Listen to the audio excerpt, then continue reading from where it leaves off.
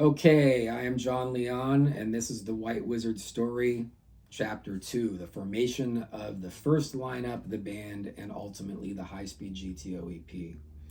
So basically, where the White Wizzard story starts, I was kind of getting to the point where I wanted to form my own band while I was playing bass in other bands. My girlfriend at the time was encouraging me to, and I was writing songs and so I was in the process of doing it, and I remember I went and saw that movie Metal: A Headbanger's Journey, and I'd gone and seen Heaven and Hell, and Maiden had come through, and I really wanted to kind of get back to the roots of why I got into music. You know, the bands that made me pick up a bass and become a musician were Rush, Iron Maiden, Yes, Zeppelin, those types of bands, and that's kind of what I wanted to form. Van Halen, Metallica. I wanted something in that vein, something that was like the best, kind of in the spirit of the best bands in that genre. That was the stuff I loved, and it was why I became a musician. You know, discovering Rush and discovering Iron Maiden. You know, I specifically remember in high school we harvested some marijuana and went to Lake Tahoe to this guy's house, and he had this huge, massive stereo system in his house in the mountains, and I'd never heard. I'd heard a couple Rush songs on the radio, but he's like, "Have you ever heard the album Permanent Waves before?" And I said, "No." And he said, "Well, you definitely haven't heard it like this." And he put it on this insane stereo system. And I remember I was higher than I've ever been. We were smoking all this weed, and it was a perfect age, 16, and kind of had this like almost outer body experience with that album, Natural Science, Jacob's Ladder, on at very high volumes, kind of centered on the floor. I was sitting in the perfect place for the sound, and we listened to the album twice. It was so powerful, and I'll just never forget. It was like I was floating out of my body listening to Natural Science, and um, it was magic. It was this euphoria I'd never experienced in music. And of course, Iron Maiden, staying up late at night when my parents would fall asleep, and I'd sneak a little brandy or whiskey out of the liquor cabinet and sip it and watch Live After Death, as late as I could get away with every night. I was obsessed with that stuff. Yes, Chris Squire and John Paul Jones, and those guys were my heroes. Um, Even guys like Timmy Hansen from Merciful Fate, I discovered. I always thought their lyrics were a little hokey, but man, that guy was a great. I love their music, and the bass player, man, Timmy Hansen. No one ever talks about that guy. He was amazing. He was like John Paul Jones and Steve Harris and Geezer Butler all in one. He was crazy good. So all those guys were big influences on me, and so I wanted to make a band kind of in the spirit of those types of bands. So that's I like the emotion that those bands evoked. I like the way they made me feel. They energized me in a way I can't describe. So that's the kind of band I wanted to make, and I was working on demos, and I still had my ads out as a bass player. Though I was always looking at bands and willing to join a band if I thought they had the goods, and play with them either way. So that's how I got really good, is playing in different genres and with different bands over those years. And I I remember specifically, and I think it was March 2007, being at my mechanic in Hollywood. Affordable Care, great Honda mechanic. They're still there for those Honda owners that are in LA. Check them out. Stacy's a cool dude. Anyway, I was there waiting for my car, and I remember I got a call from a guy named Chris Nab. Again, March 2007, I believe it was. And he was looking for a bass player. He'd seen my ad. I had my influences up. He liked my influences. And we proceeded to have this like 2-3 hour conversation on the phone. I remember I got my car. I was still on the phone with him. I parked my car right by the mechanic. We just kept talking and talking, and we just were connecting so much on the state of the music industry, how we felt about music, what we wanted to do, all those things, our influences. And I remember specifically hanging up with him. He was like, "I'm going to send you a song, learn it, come down." But he said, even if you don't end up the guy, this conversation was worth the phone call. And I agreed. It was a great conversation. And so I learned the song. It was a song called Frustrated Woman. Again, their name was Jet Fuel. And I really liked it. It had this really original aspect to it, kind of garage and, reverbed out old school 70s guitars and these really cool kind of poppy vocals. And it was interesting. It was cool. It was like, I don't know, it's hard to describe what their sound was, but it just had a lot of that kind of sweet, you know, stuff, from the 70s meets like kind of, more modern hard rock with a tinge of all those influences of the bands I mentioned. So they were cool. And I remember going to meet to audition with them. Chris Nab had a warehouse in downtown Los Angeles that had all these crazy hallways and stairs, and it was really wild. And I remember being led by him. He comes out, he meets me. He's this really pasty white guy from Buffalo, New York, kind of long hair, and he had long sideburns. He looked like he was on the other side of 40. He looked a little burnt out, but he was super cool.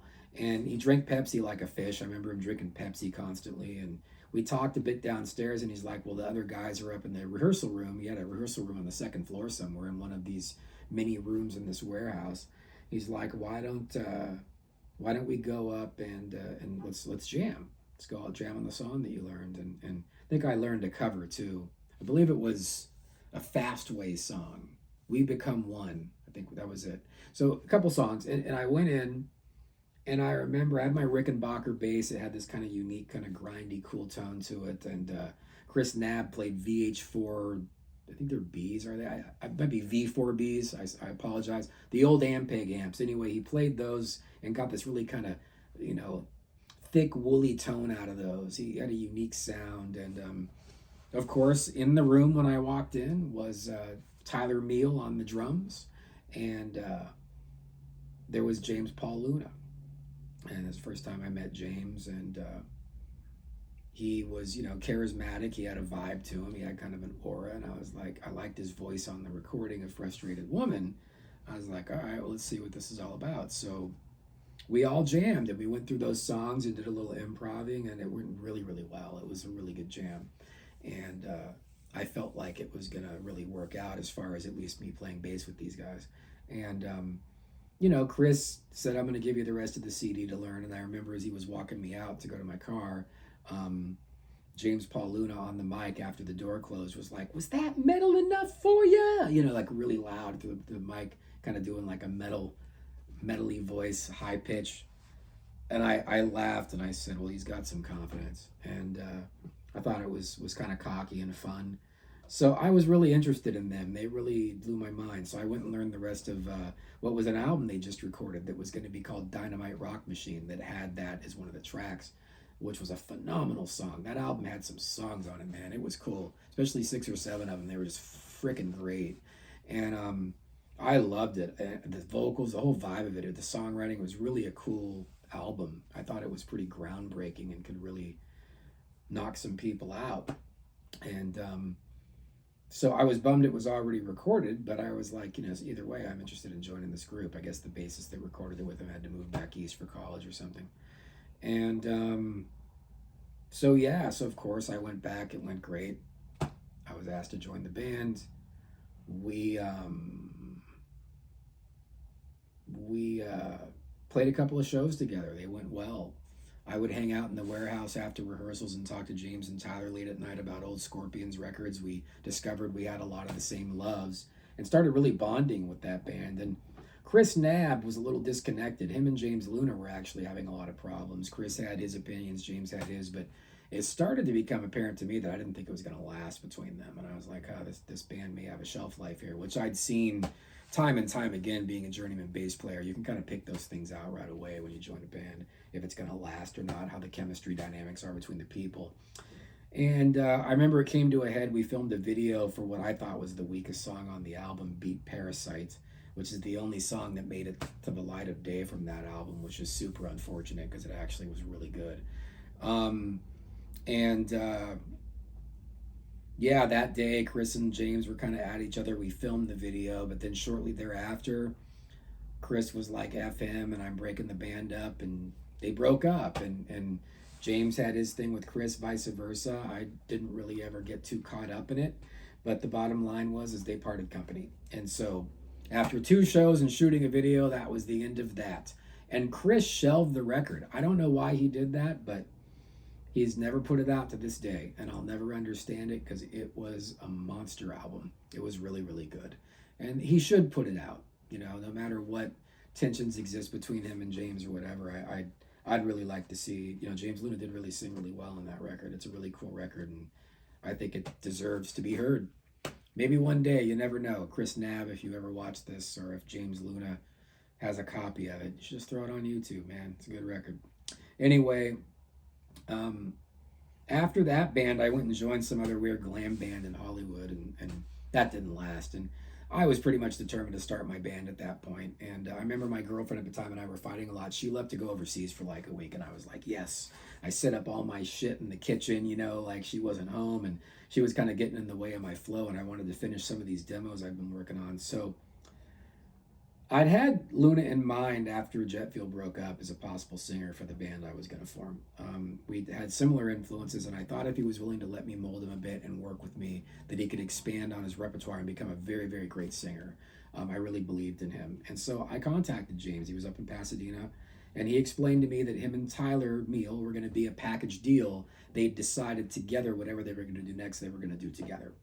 So they kind of had broed up together as being this singer-drummer combo. And I was fine with that. I got along good with Tyler in Jet Fuel, and I liked him.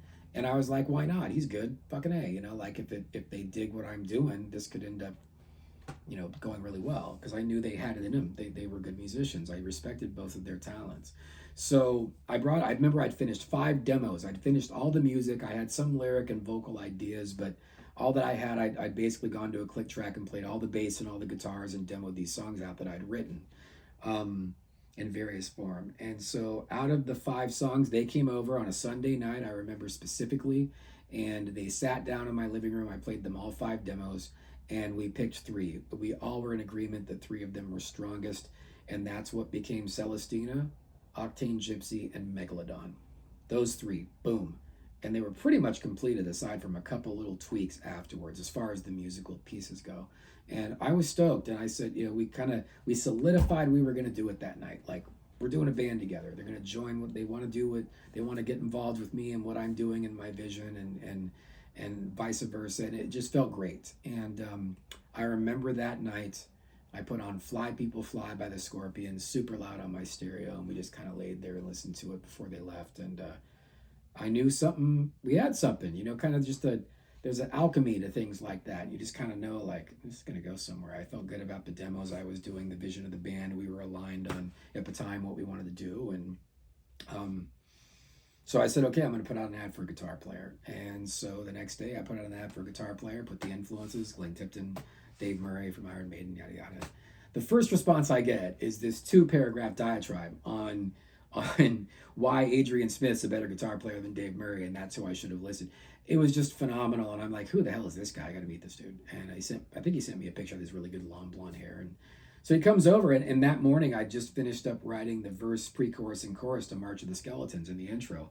The fast part later that the lead's over, LaRue brought to the table, but I'd written the rest of it on guitar and bass, and had a synopsis for the lyrics or the vocal melodies that I was working with, but I didn't have it yet. I just had the music. So I was like, dude, like, come over, check out some of this stuff. And I was going to play him those 3 songs on my demo, which I did. And then I taught him. He had his guitar and his microcube, and I had my bass and my microcube and my guitar there. I grabbed my guitar and I taught him the guitar parts to March of the Skeletons, all the different rhythm pieces and, yada, yada. And then I picked up my bass and I said, let's go through it. And literally, like, it was like we've been playing together 10 years. Musicians always talk about that instant chemistry. This was that, man. It was insane. Like, we were so locked tight. It was fucking crazy. There wasn't even a drummer there. And it was insane. And I was like, oh my God. And then he started soloing for me. And like, I was like, oh, this is the guy. I just knew. You just know when the chemistry is so good. So I called Luna and Tyler. I said, dudes, I got our guy. We don't even have to look anymore. The first guy, it's him, man. It's just meant to be.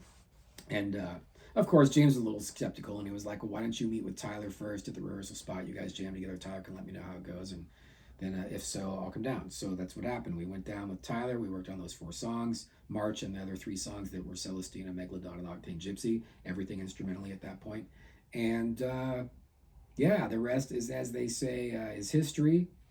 Luna came down to the next jam a couple days later. We went to the same rehearsal spot, Satellite Studios in LA, and James could see it. It was amazing. I remember James in the hallway afterwards looking at me and going, dude, it's a super group. And I was like, yeah, this is special.